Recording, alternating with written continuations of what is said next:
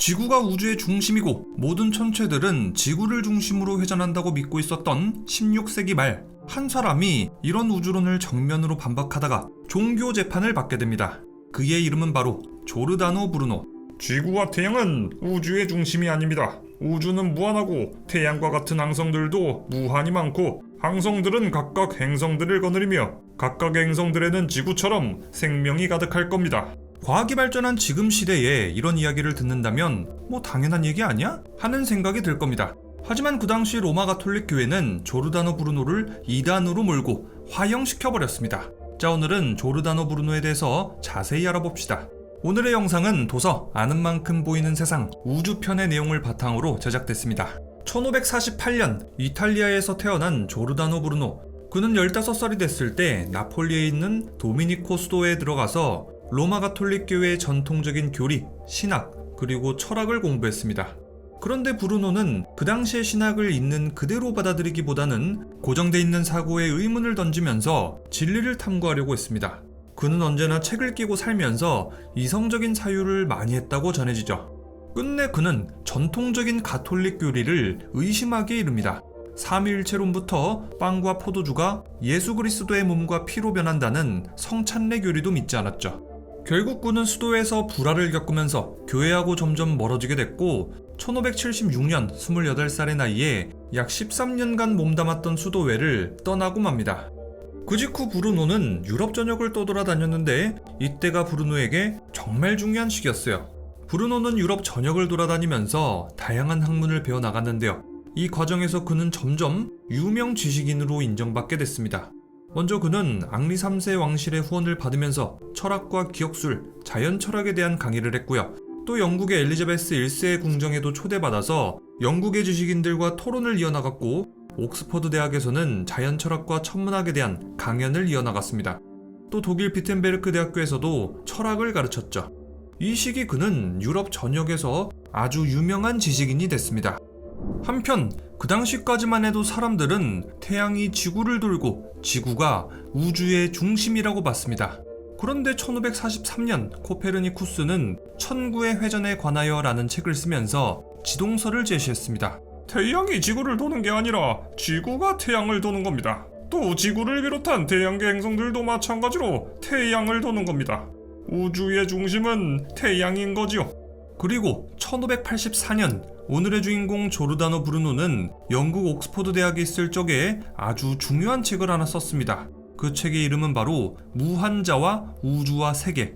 이 책에서 그는 코페르니쿠스의 지동설을 한 단계 더 발전시켜서 그 당시 천문학 지식 그리고 종교적 세계관을 초월하는 혁명적인 우주론을 제시했습니다. 태양과 달, 또 하늘의 모든 별들이 지구를 중심으로 돈다는 천동설은 틀렸습니다.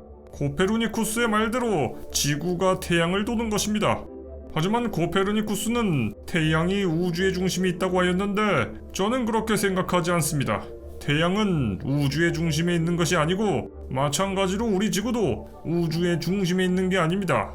브루노의 책을 접하게 된 기독교는 정말 깜짝 놀랐습니다. 당시 중세 유럽의 기독교는 천동설을 지지하고 있었거든요. 당시 기독교가 천동설을 지지한 이유는 크게 두 가지가 있습니다. 첫 번째, 기독교 신학에서 지구 그리고 인간이 신의 특별한 창조물이라고 믿기 때문이에요.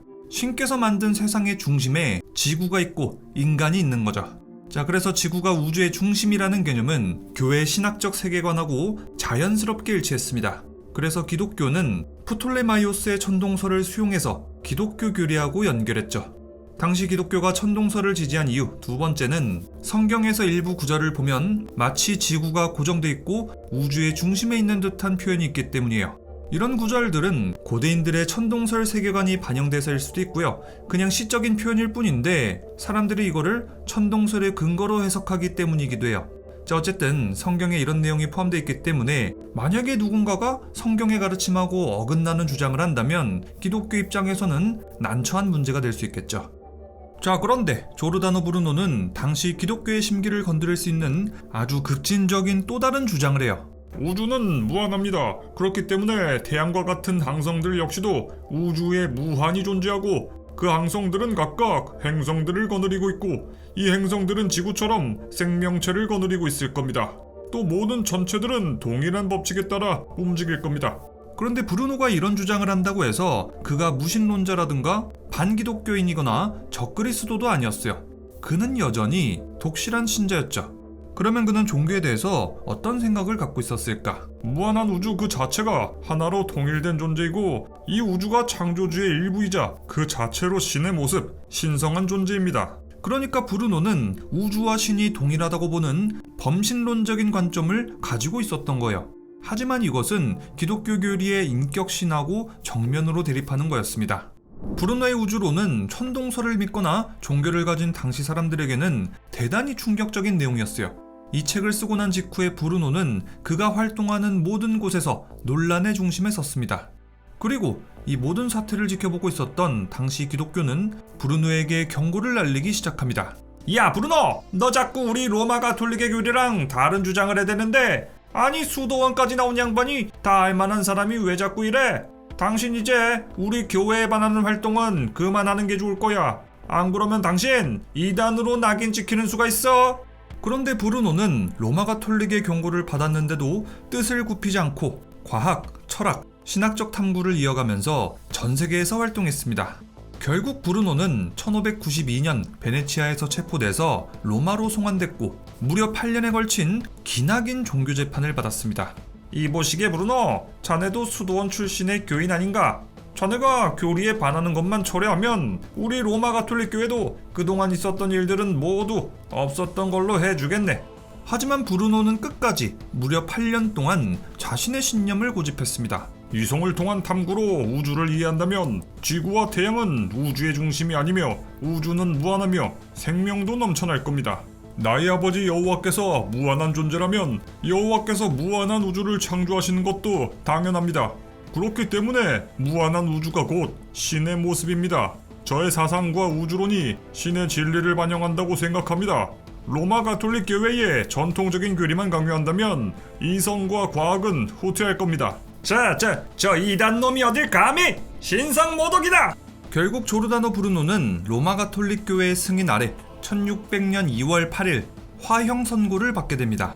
브루노는 화형 선고를 받은 직후 이렇게 말했다고 전해집니다. 선고를 받은 나보다 선고를 내리는 당신들이 더 공포에 떨고 있어. 브루노의 이런 발언은 자신의 신념이 언젠가는 인류 모두에 받아들여질 거라는 확신을 갖고 있었다는 걸 보여줍니다.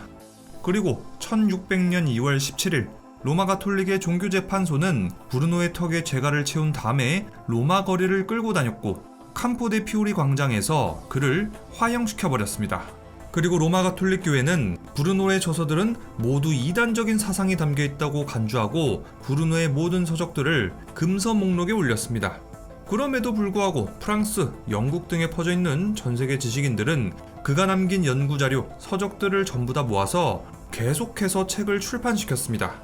조르다노 브루노는 죽었지만 그의 정신은 계속 남아있는 거죠.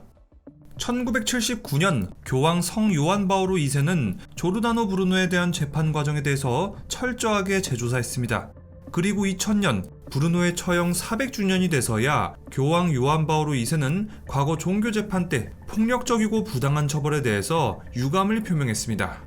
하지만 이것은 과거에 있었던 종교 재판에 대해서 교회가 반성을 하겠다는 뜻이었지 교회가 사형 판결을 공식적으로 취소하거나 무효화한다는 뜻은 아니었습니다. 유럽의 지식인들은 브루노를 기리면서 그가 화형당했던 로마 캄포 데 피오레 광장에 브루노의 동상을 건립했습니다. 그리고 이 동상엔 이렇게 쓰여 있죠. 브루노, 그가 예견한 시대, 이곳에 화형이 있었다. 조르다노 브루노의 우주론은 그 당시 정말 혁신적인 거였어요. 하지만 그의 우주론에는 한계가 있었죠. 먼저 그의 생각은 코페르니쿠스의 지동설에서 발전된 거는 맞지만 과학이나 수학, 관측 같은 명확한 근거는 없었습니다. 브루노의 우주론은 철학적인 탐구나 신학적인 사유, 신비주의적인 사상에서 출발했습니다. 그래도 그의 사상은 갈릴레오 갈릴레이, 요하네스 케플러, 아이작 뉴턴 같은 과학자들에게 깊은 영감을 줬습니다. 그리고 브루노의 사상은 지금까지도 후대의 과학적인 발전에 중요한 영향을 주고 있습니다. 자, 이렇게 해서 오늘의 도서 아는 만큼 보이는 세상 우주편의 내용을 바탕으로 무한 우주론을 주장한 조르다노 브루노에 대해서 알아봤습니다. 아는 만큼 보이는 세상 시리즈는 우리 부엉이들이라면 다들 잘 아실 텐데요.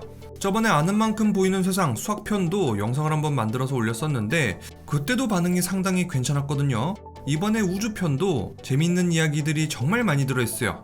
별이 무수히 많은데도 밤하늘은 왜 어두울까? 로켓처럼 빠르게 날아가면 미래로 갈 수 있을까? 마블 영화 속 평행 우주는 진짜로 존재할까? 이렇게 SF 영화부터 우주까지 두루두루 좋아하는 부엉이들이라면 이번 책도 정말 재밌게 읽을 수 있을 겁니다. 또 아는 만큼 보이는 세상 우주편에서 제가 정말 재밌게 읽었던 파트는 바로 여기에요. 고대의 온 우주가 지구를 중심으로 돈다는 천동설부터 시작해서 계속해서 천문학이 발전해 나가면서 우리 지구와 태양이 세상의 중심이 아니고 우주는 상상도 할 수 없이 넓고 우주의 나이는 대략 138억 년이고 우주는 지금도 빛보다 빠른 속도로 팽창하고 있다는 현대 우주론에 오기까지 이렇게 우주론의 발전사를 설명한 부분이 이 책은 정말 재밌게 설명해놨어요. 이것뿐만이 아니라 모든 파트에 대해서 이 책은 우주에 대해서 별로 어렵지 않게 쉽고 재밌게 설명해놨기 때문에 그냥 편하게 이 책을 읽다 보면 우리 부엉이들도 모두 우주에 대해서 쉽게 접할 수 있을 겁니다. 오늘 소개하는 도서 아는 만큼 보이는 세상 우주편 우리 부엉이들 중에서 10명을 선정해서 도서를 보내주는 이벤트도 진행합니다. 설명란 그리고 댓글에 링크를 확인하고 이벤트 꼭 참여하시고 무료로 책을 읽어볼 수 있는 기회 놓치지 마시기 바랍니다. 자, 이벤트에 당첨이 안 되더라도 아는 만큼 보이는 세상 우주편 꼭 한번 읽어보시길 추천드리면서 지금까지 리뷰형이었습니다.